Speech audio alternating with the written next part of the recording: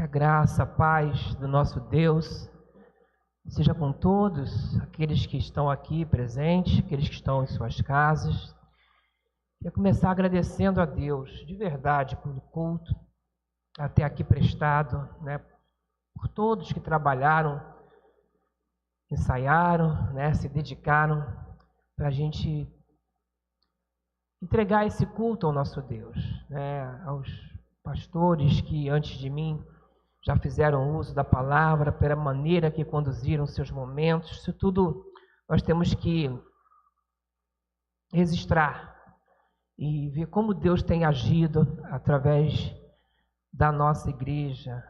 Agradeço muito, muito a Deus, aos ministérios. Ontem eu estive com os homens na casa do irmão Amaro, foi muito bom, né? Um momento ali à tarde de comunhão, de alegria.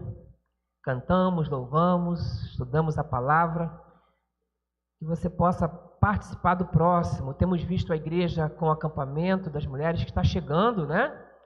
Então, mulheres, vale a pena, hein? Estejam presentes lá, nosso retiro, tantas coisas. Agradeço a Deus pelo nosso ministério infantil, que tem buscado também trabalhar cada vez mais unido. As crianças estão ensaiando para uma cantata. Início de novembro temos um musical do nosso grupo de teatro. Quanta coisa, né, irmãos? A igreja atuante, a igreja viva nas nossas vidas. Irmãos, hoje à noite, às 18 horas, nós vamos ter uma reunião com os pais das crianças da nossa igreja e também aqueles que trabalham com as crianças da nossa igreja. Estarei lá. O objetivo é trabalharmos juntos, tá? Aproximar os pais, aproximar o Ministério Infantil da igreja. Então estarei eu presente, a pastora Ana estará presente, ela é ministra de ensino, o Ministério Infantil está sobre a área ministerial que ela lidera, ela estará presente. Eu vou convidar também, se for possível, o pastor Jorge e Soraya, por ser Ministério de Família, e para mim, família, crianças, adolescentes, tudo a ver com família, e para que a gente possa ali pensar juntos uma maneira de melhorar ainda mais o nosso ministério infantil, para que as nossas crianças continuem se desenvolvendo nos caminhos do Senhor. Vai ser um bate-papo, vamos mostrar algumas coisas, e apenas para direcionar o projeto que queremos montar para o próximo ano aqui na igreja, envolvendo as nossas crianças. Depois também terem reunião com os pais de adolescentes e com o mesmo propósito de montar um projeto para essas idades tão importantes que nós precisamos dar atenção ao que tem acontecido. A mensagem de hoje tem um título inusitado, né? Nós estamos no mês das crianças, temos dado ênfase às crianças. Aproveito para dizer, hoje à noite e no próximo domingo à noite, as crianças estarão aqui no culto. Aquilo que elas fazem lá no culto infantil será feito aqui, a palavra para os adultos, mas também para as crianças. Então venham, comecemos hoje a nossa parceria. Eu costumo dizer que as crianças não vêm sozinhas, elas dependem dos pais. Então, para a gente fazer um bom trabalho, precisamos da ajuda dos pais. Mas eu quero pensar com os irmãos em Lucas. Não vou pregar em João, vou explicar o motivo, mas Lucas 7, de 31 a 37, a 35. Desculpa, Lucas 7, volta aí, João, eu vou ler do 27 até o 35. Eu ampliei um pouco a leitura aqui. Ok. João é o homem ao qual as Escrituras se referem quando dizem: envio o meu mensageiro adiante de ti, e ele preparará teu caminho à tua frente. Eu lhes digo, de todos que nasceram de mulher, nenhum é maior que João Batista. No entanto, até o menor no reino de Deus é maior que ele.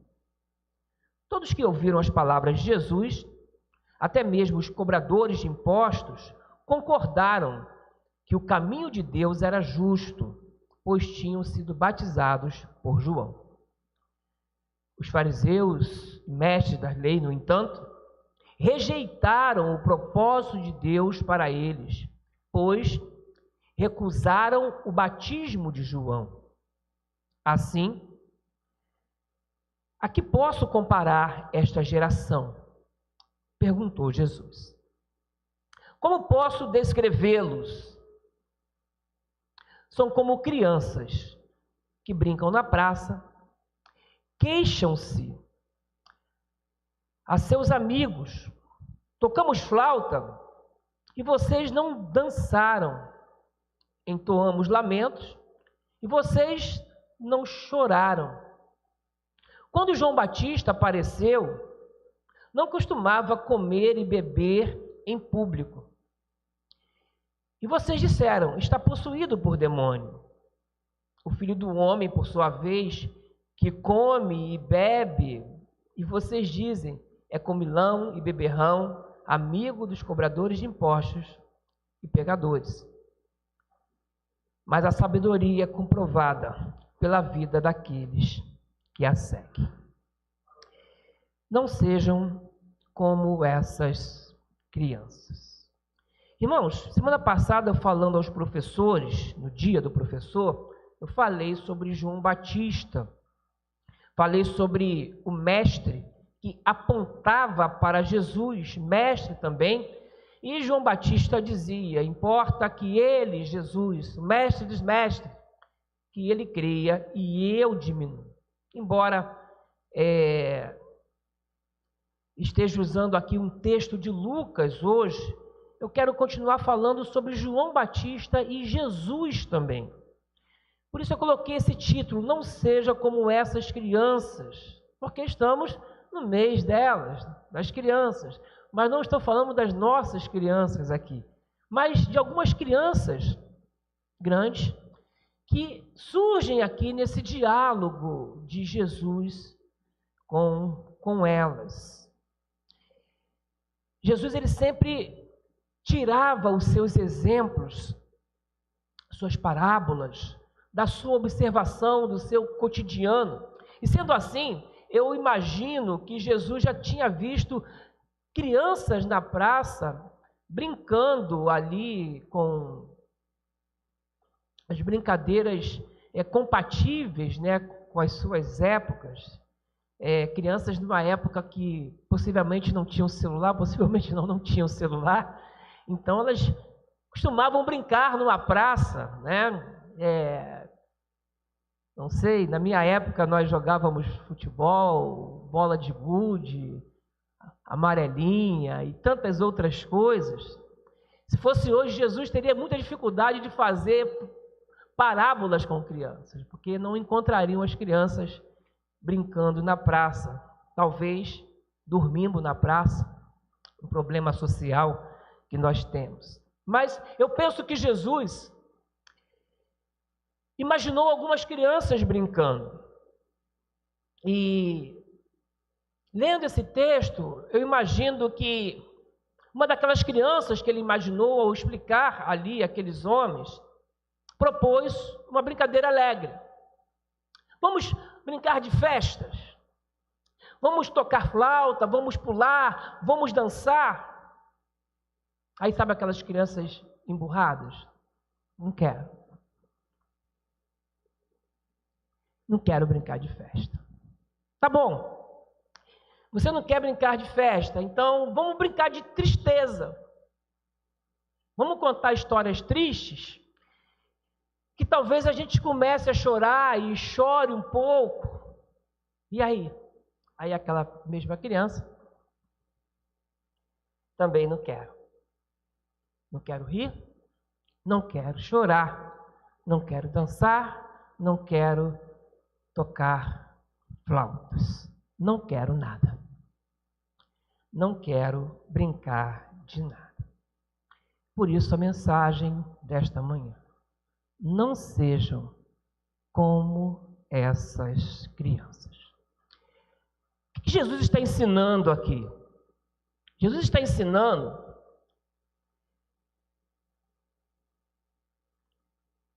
aquela liderança espiritual judaica daquela época. Ele aplica essa imagem, essa figura que eu acabei de explicar, à liderança judaica da época. Por isso que ele diz: a que posso comparar essa geração? Ele está dizendo para aqueles homens adultos que eles eram crianças espirituais. Eles não queriam brincar de festa, eles não queriam brincar de tristeza, sabe? Gente que não quer chorar, mas se você convida para cantar uma música alegre, ele também não quer cantar. 31 e 32 diz assim: a que posso comparar essa geração? Perguntou Jesus. Como posso descrevê-los? São como crianças que brincam na praça, queixam-se a seus amigos: tocamos flauta e vocês não dançaram, entoamos lamentos e vocês não choraram. Jesus continua então a explicação, vou repetir, versos 33 a 35. Quando João Batista apareceu, não costumava comer e beber em público. E vocês disseram: está possuído por demônio. Veio Jesus, o Filho do Homem, por sua vez, que come e bebe, vocês dizem: é comilão e beberrão, amigo de cobradores de impostos e pecadores. O que vocês querem, afinal? Veio João Batista e ele tem demônio. Veio Jesus, que gostava de festas, que ia a festas. Aliás, se você for ler a Bíblia, você não vai ver Jesus jejuando com ninguém, sozinho, mas indo a festas, ceando com alguém. Segundo João, o evangelista, o seu primeiro milagre foi numa festa. E aí, chamaram ele de quê? Comilão e beberrão. Dois tipos diferentes de pregadores, dois tipos de mensageiros do evangelho. João, mais austero, pregava uma mensagem dura, contundente, chegava a dizer: raça de víboras, arrependei-vos, pois é chegado o reino dos céus. Não, nós não queremos uma mensagem assim. É uma mensagem muito dura. E ele era esquisito, ele se alimentava de gafanhoto e mel silvestre, sei lá, devia emagrecer, alguma coisa assim. Não, nós não queremos esse estilo de vida. Vivia isolado, vivia no deserto, mais fechado.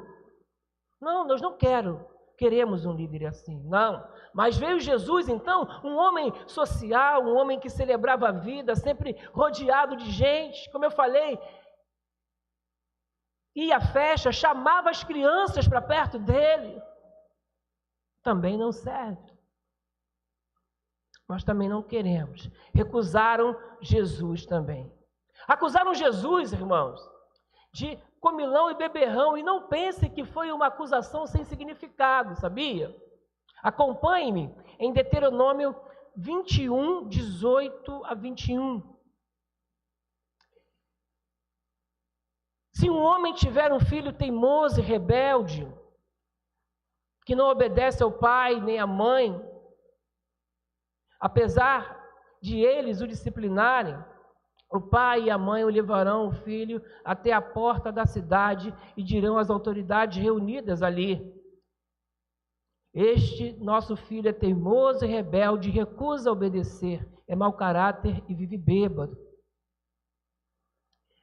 Todos os homens da cidade o executarão por apredejamento. Desse modo, vocês eliminarão o mal do seu meio, e todo Israel ficará sabendo, e por isso temerá. Eles estavam acusando Jesus de rebelde, de beberrão.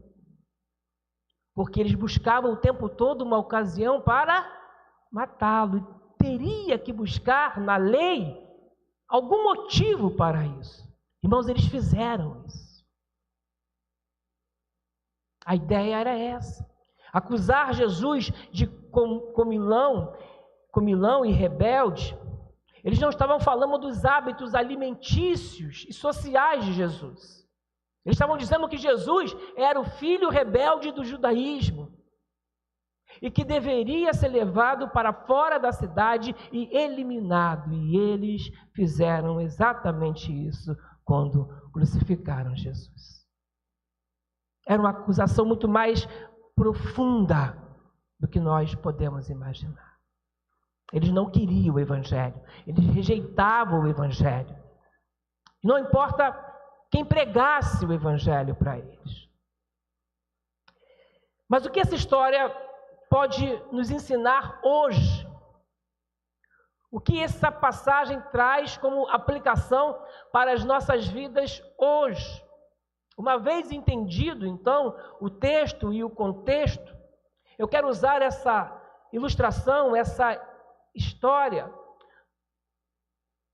não para falar sobre crianças, mas para falar sobre algumas pessoas e a atitude dessas pessoas em relação ao Evangelho de Cristo. E o primeiro tipo de gente que eu vejo nesse texto são as pessoas que recusam o Evangelho. Vou repetir o verso 32. Como posso descrevê-los? São como crianças que brincam na praça, queixam-se a seus amigos. Tocamos flauta e vocês não dançaram. Entoamos lamentos e vocês não choraram. Sabemos que não existem dois evangelhos. Não existem dois tipos de evangelhos. Existe um evangelho, o evangelho de Jesus Cristo. Mas nós temos aqui dois tipos de mensagem, dois estilos de mensagem, dois tipos de pregação, dois mensageiros, poderia dizer duas igrejas. Uma mais tradicional, outra mais contextualizada. Poderíamos pensar dessa maneira. Uma vez um amigo do quartel conversou comigo e disse que foi em uma igreja, eu não vou dizer aqui o nome dela, né? Mas ele foi numa igreja e ele falou, eu não gostei. Eu falei, o que houve? Falaram, pediram dinheiro. No final, eu resolvi comprar um jornalzinho para ajudar. Eu disse que eu não ia falar. E aí, eu dei R$10. O jornal era 2. Fiquei esperando o troco. Eles disseram, aqui a gente não dá troco. Você pode ir embora. E aí, ele ficou chateado. Eu falei, vai na minha igreja. Eu convidei ele para ir na minha igreja. Aí eu falei, e aí, gostou? Certinha demais. Ele não quer igreja nenhuma. Se pregam de um jeito, eu não quero, está errado. Se pregam de outro jeito, está certo demais. Pessoas que rejeitam a mensagem do Evangelho. Pessoas que têm sempre uma desculpa para não receber a mensagem do Evangelho que é pregada. Irmão, Jesus era um homem social, vivia na casa dos outros, irmãos. Chamou Lázaro, casa de Pedro, estou lá. Participava de tudo, comia com publicanos, pecadores, caminhava com as mulheres. João Batista, como nós vimos, severo, comedido, isolado. Uma pregação diferente. Então, dois tipos de pregadores, dois tipos de mensagens distintas. E aqueles líderes para quem Jesus estava falando, eles rejeitaram os dois. Porque eles não queriam a mensagem do Evangelho. E, queridos, há pessoas exatamente desse jeito. Eu não gosto daquele pregador porque ele é duro, muito disciplinador, pega no pé dos jovens. Não queremos ele. Aí vem outro, mais amoroso, mais tolerante, fica no meio dos jovens, joga bola com os jovens. Isso aí, pô, pastor jogando bola com jovens. Onde você já viu isso? Né? Não quero esse também. Não quer o Evangelho. Não quer a mensagem do Evangelho. Convidam para ir a uma igreja. Eu não gosto dessa igreja, ela é muito tradicional, só canta hinos. Não quero. Então vamos para uma outra, que cantam cânticos. O pessoal pula, dança. Videira, videira, videira, videira. Não, alegre demais.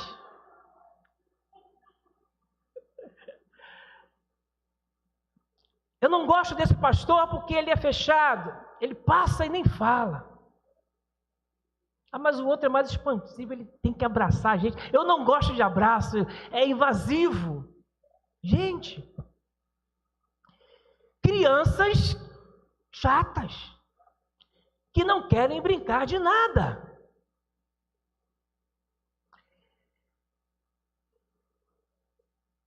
Definitivamente nós não podemos ser esse tipo de criança.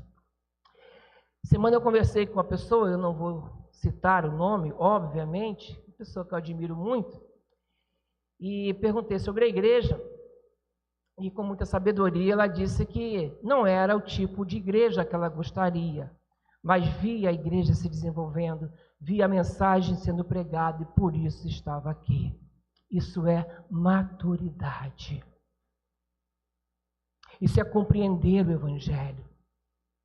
Não é essa ou aquela igreja, é a mensagem. É o Evangelho que não pode ser rejeitado. É o Evangelho que precisa ser compreendido, aceito, seguido, para o bem das nossas vidas. Queridos, o que Jesus está aqui ensinando é que aqueles homens receberam 2 tipos de chamado de Deus. Um através de João, outro através de Jesus. 2 tipos de mensagens.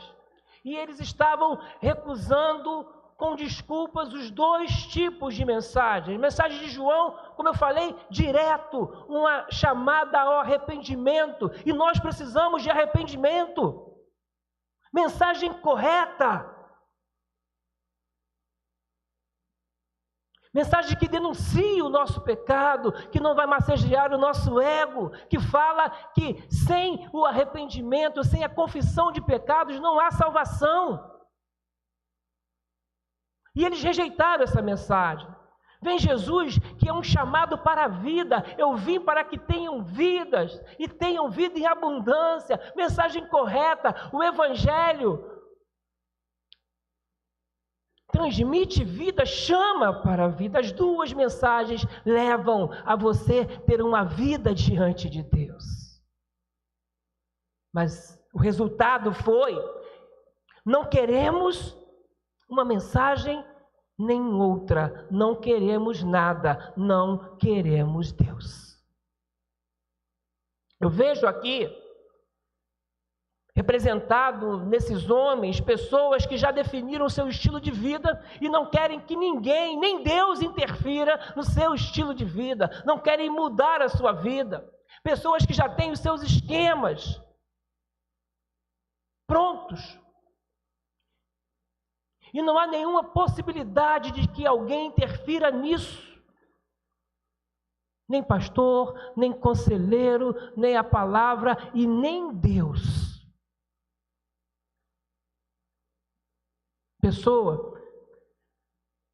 Pessoas que ouvem o Evangelho de uma maneira, ouvem de outra maneira e rejeitam do mesmo jeito.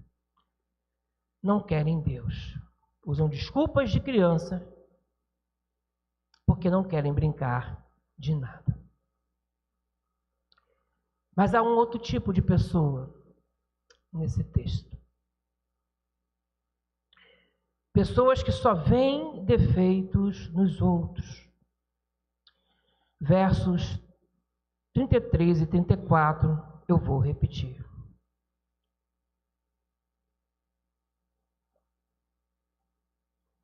Quando João Batista apareceu,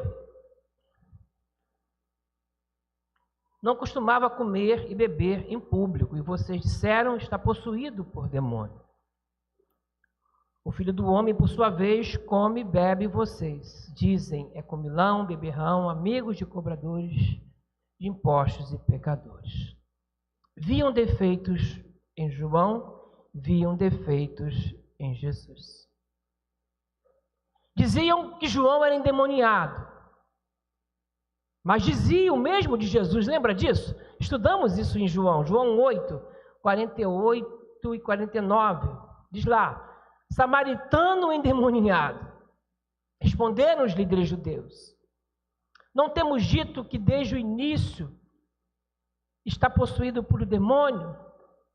Jesus diz, não tenho demônio algum. Pelo contrário, honro o meu Pai e vocês me desonram. Então João tinha demônio, Jesus tinha demônio. Aqueles homens que queriam matar um e outro não tinham nada. Entende? Como é fácil olhar para a vida alheia e ver defeitos. E ver o que o outro precisa mudar e não olhar para a sua própria vida. Irmãos da igreja, ter senso crítico é muito bom, mas é muito melhor aplicar o senso crítico a nós mesmos. Como que está a minha vida? O que eu tenho feito? Né? Que marcas eu tenho deixado? O que eu tenho produzido? Esses homens, líderes com quem Jesus debatia, com discursos pesados, difíceis, eram homens que não olhavam para a própria vida, nunca viam as suas vidas. Nunca viam que suas vidas precisavam de conserto. Era sempre o outro que precisava mudar. João precisa mudar. Jesus precisa mudar. E eles não. Imagina. Irmãos, e como tem gente assim no nosso meio. É a vida do outro que precisa mudar e nunca a minha, e não a minha vida. Tudo que os outros fazem não está bom. Precisa de um ajuste, de uma melhora, está errado. Sempre um defeito para pôr. E o que eu faço? Eu não posso melhorar? Como eu avalio o que eu faço? Como eu avalio o meu trabalho, o meu ministério? Como eu estou me vendo diante de Deus? Será que eu tenho autoridade espiritual e moral para acusar pessoas como esses homens acusaram Jesus e acusaram também a João? Como eu falei, eles tinham desejo de matar Jesus. E isso aconteceu. Quanto ódio no coração que precisava mudar. Que precisava ser repensado. Aqueles homens carregavam tudo isso, mas olhavam sempre para a vida dos outros.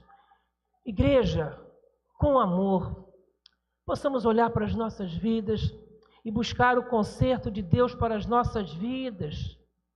Porque senão a gente vai ficar olhando para os outros e tentar consertar a vida do outro.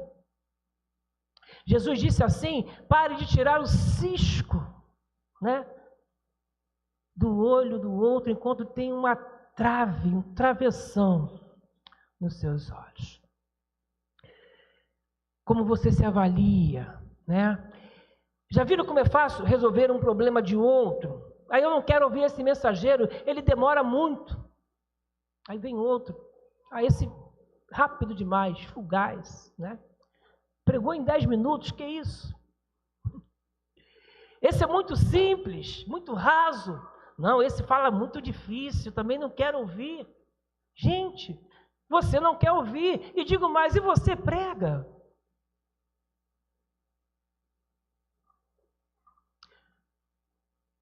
Para avaliar desse jeito?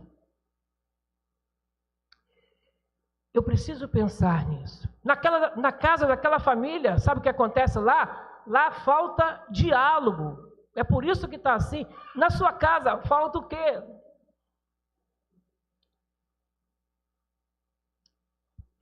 É para mim que eu tenho que olhar. É para a minha vida que eu tenho que olhar. é ler a Bíblia e ver o que ela pode mudar na minha vida. E aí eu vou contribuir para a igreja, para a sociedade, eu vou contribuir para o reino do Senhor. Eu preciso entender isso. Essa é uma das palavras de Jesus ali. Uma vez eu ouvi uma ilustração de uma mulher que criticava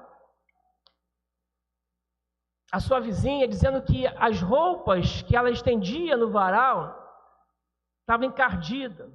Olha só, mulher desleixada, né? Até que um dia, ela descobriu que era a vidraça da janela dela que estava suja. E não as roupas da vizinha. A lição que eu tiro é, irmãos, hoje é dia de lavar a sua vidraça. A mudar aquilo que você precisa mudar na sua vida. Para que você possa ver diferente o outro. Ver com amor, ver com o brilho que o Evangelho nos ensina, ver como um irmão, ver como alguém que precisa de apoio, de ajuda, ver como um companheiro de jornada, porque conduzir um ministério, conduzir uma equipe, um grupo de teatro, é difícil. E você precisa olhar para ver o que você precisa ajudar. Eu não gosto daquele coral, o que eu posso ajudar? Orando, contribuindo, participando. Eu não gosto daquele departamento, o que eu posso ajudar? Lave a sua vidraça e venha ajudar a gente.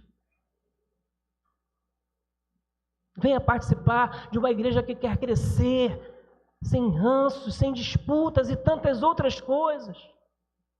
Citei aqui há poucos dias pregando Fanny Crosby, né, a himnóloga, tantos hinos, cega. Que visão de Deus! Vivo feliz, pois sou de Jesus e já desfruto o gozo da luz. Que visão, que visão! Cega dos olhos, mas com a boa visão de si mesmo e uma excelente visão de Deus e visão do reino de Deus. Visão que nós precisamos ter.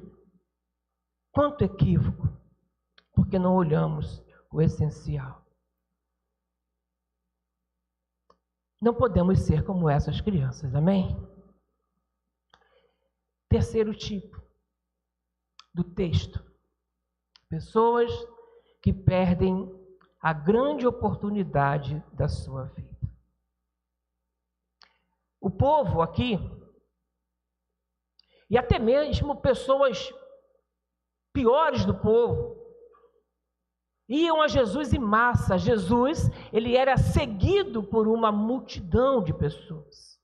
João Batista também. Tanto que um dos discípulos de Jesus era coletor de impostos. Então, todo tipo de pessoas chegavam até ele. Eu vou ler os versos 29 a 30 de Lucas 7. Todos os que ouviram as palavras de Jesus, até mesmo os cobradores de impostos, concordaram que o caminho de Deus era justo, pois tinham sido batizados por João. Os fariseus e mestres da lei, no entanto, diz lá, rejeitaram o propósito de Deus para eles, pois recusaram o batismo de João. Aqueles homens, eles recusaram o propósito de Deus para a vida deles por conta da postura crítica deles, do coração duro que eles insistiam em manter. O que eu quero dizer, meu irmão, que Deus tem um propósito para a sua vida, mas o seu coração precisa ser quebrantado para que esse propósito possa se cumprir. E hoje Deus está chamando você definitivamente para isso. Deixe de ser criança. Amoleça o seu coração. Aí sim, Seja como aquelas crianças que Jesus convidou, porque dessas crianças, humildes, simples, inocentes, dessas crianças, pertence o reino dos céus. E eles então tinham diante deles a maior oportunidade de suas vidas, mas eles rejeitaram isso. Leia comigo Mateus 21, 31 e 32.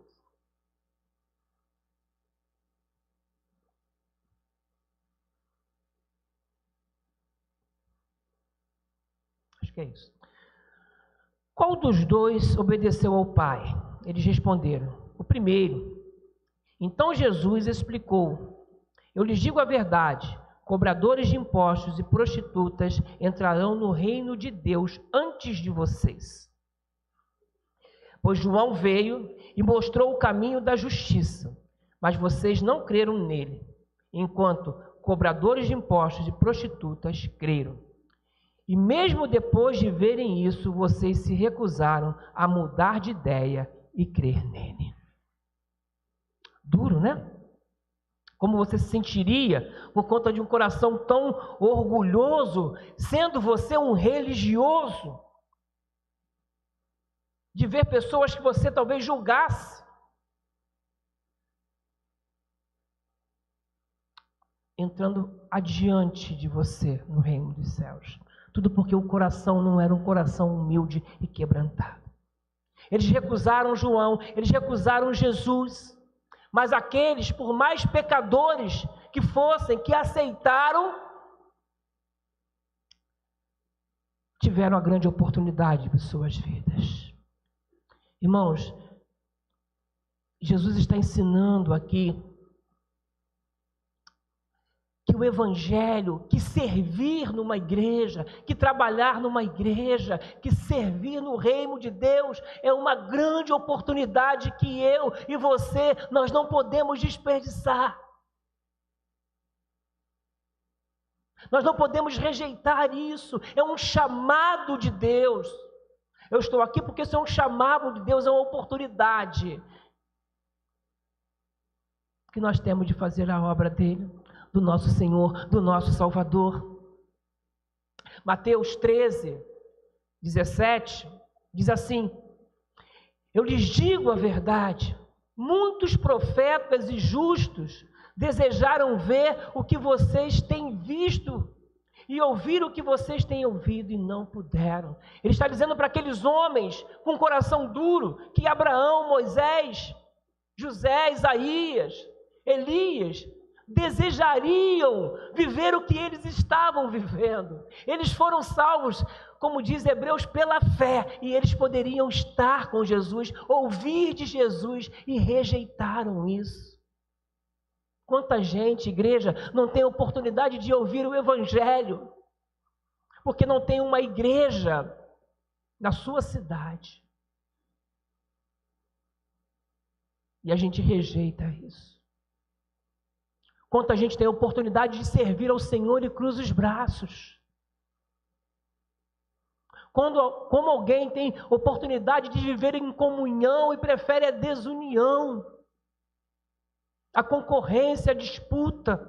Como é triste, como é imaturo isso. Não participar de um culto porque não gosta do pregador.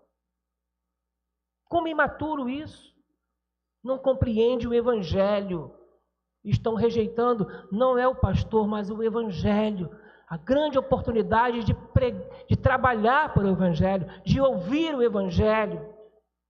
É diferente. Porque tem gente que muda de igreja por causa do pastor.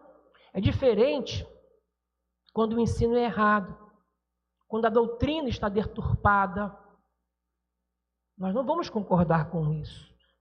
Eu mudei de endereço, né? Eu quero cooperar em outra igreja. Mas quando você vê pessoas sinceras, tentando fazer a obra, pregando o evangelho, com dedicação, e você rejeita, critica tudo e se opõe, quem você é, meu querido?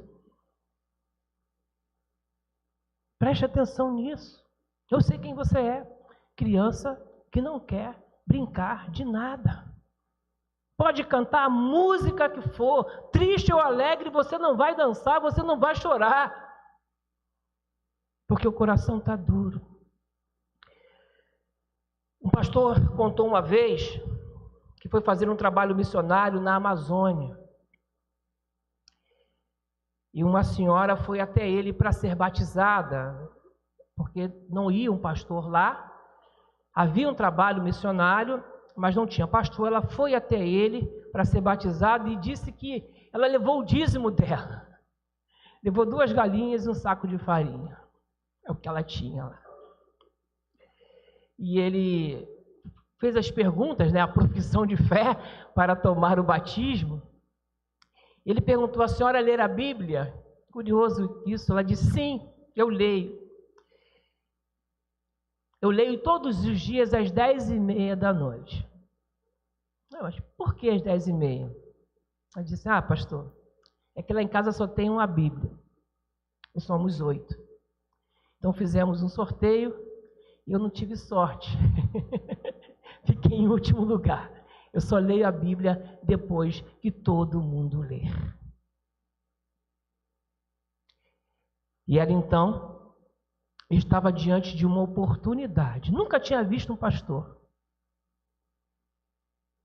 E ela foi lá, quis ser batizada, levando o dízimo, porque era a grande oportunidade da vida dela.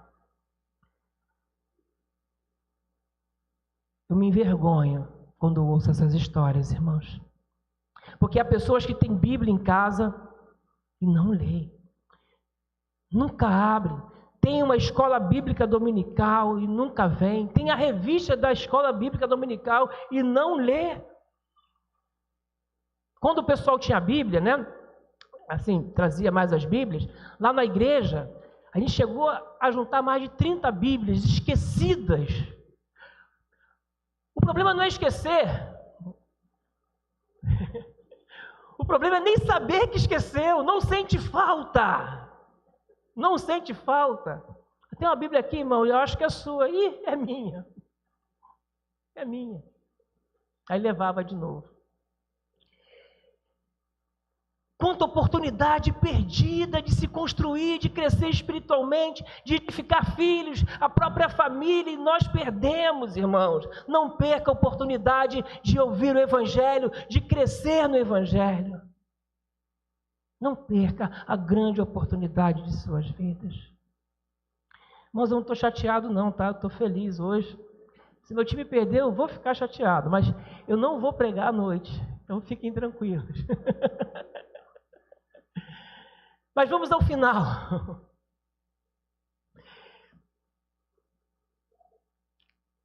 Voltemos às crianças do texto. E Jesus disse: a quem eu devo comparar essa geração? Jesus disse que aquele que não se fizer como a criança não entrará no reino de Deus. Mas não é esse tipo de crianças que nós vemos aqui. Porque as crianças do texto de Lucas são crianças, ou melhor, não são crianças, são adultos imaturos, adultos que não compreendem o Evangelho, que rejeitam o Evangelho. As crianças do texto que nós lemos são adultos imaturos que não querem ouvir a mensagem do Evangelho, e não importa quem esteja pregando. Tem sempre uma desculpa.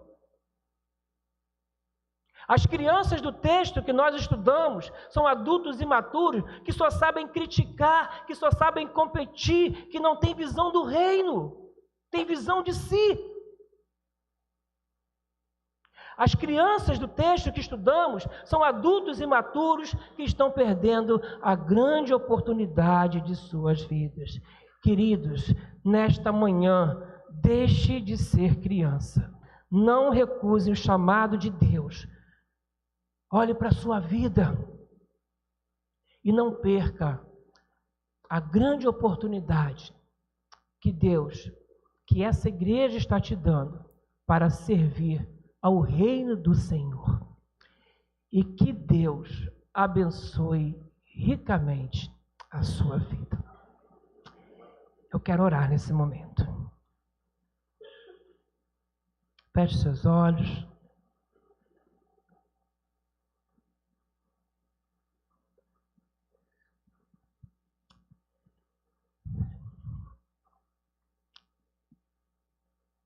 Pai de amor, Deus bendito, eu peço que Tu fale os nossos corações, em particular. Obrigado por cada um, Pai, que Tu trouxestes até aqui para ouvir a Tua mensagem. E a minha oração, Pai,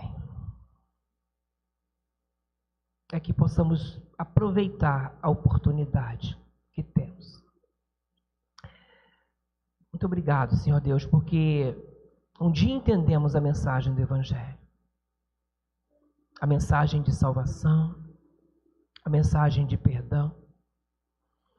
Mas eu reconheço, Pai, que às vezes a nossa luta é grande interiormente, internamente, como humano que somos.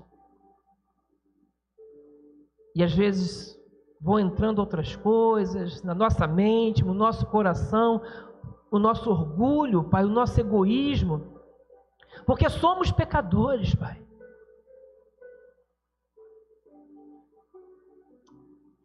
Mas queremos nessa manhã, Pai, oferecer a Ti um coração quebrantado, Pai. Um coração ensinável, Pai. Não queremos e não podemos rejeitar a Sua mensagem, Pai. Fala conosco, Pai, de uma maneira que possamos ouvir. Fala conosco, Pai, a fim de provocar mudança em nossas vidas, Pai. A fim de nos fazer livres, Pai, para adorar. Para que quando estivermos aqui louvando, Pai, seja aqui do púlpito, seja na congregação, que a nossa oração e adoração seja recebida, Pai. Não podemos, Pai, ser diante de Ti, no altar, e ser diferente por dentro, Pai. Nos bastidores, na nossa casa, Pai, nós não podemos, Pai. Nós não queremos ser assim, e é difícil, Pai. Talvez para todos nós, ou para muitos de nós. Mas muda a nossa vida, Pai, transforma a nossa vida, Pai, através da Tua palavra, Pai. Abre o nosso coração para ouvir a Sua mensagem, Pai. Dá-nos dedicação para estudar a Tua palavra com os nossos professores, Pai. Que possamos frequentar os cultos, os PGMs, Pai. As oportunidades de crescimento que a igreja tem buscado oferecer, Pai. Mas que façamos a Tua obra, Pai. Não sejamos como aqueles homens que rejeitaram João, rejeitaram Jesus, Pai. Que não sejamos assim. Recebe, Pai, a minha vida em primeiro lugar, Pai. Recebe a Tua igreja, Pai.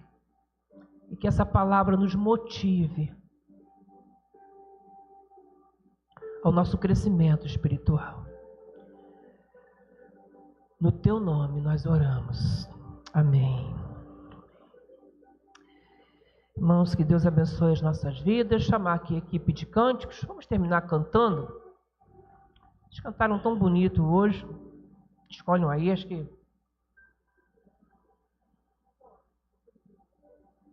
Porque Ele vive. Pode ser? Cadê os nossos músicos aí? Vamos louvar ao Senhor. Vou orar mais uma vez. Irmãos, fiquem de pé, vou impetrar a bênção. Lembrando da reunião com os pais e professores às 18 horas. Lembrando também